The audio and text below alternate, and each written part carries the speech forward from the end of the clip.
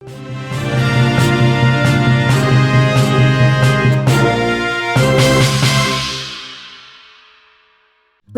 Kalina Oktarani dan Vicky Prasetyo telah berujung dengan perceraian. Kini Vicky pun menyandang status duda Kalina Oktarani, sama seperti dengan Deddy Corbuzier. Vicky Prasetyo pun penasaran apa alasan perpisahan antara Kalina dan Deddy, yang sudah menikah selama 8 tahun lamanya, dan juga telah dikaruniai seorang putra.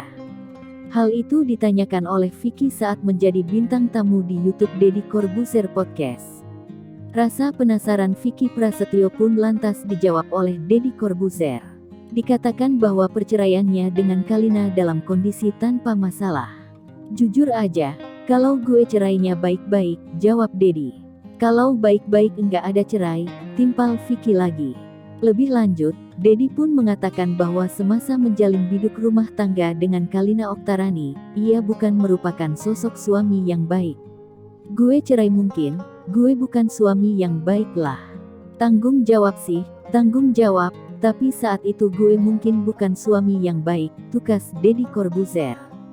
Senasib sepenanggungan, Vicky Prasetyo pun merasa sependapat dengan Deddy Corbuzier, yang menjadi pihak salah dan tak pernah menyalahkan pasangannya.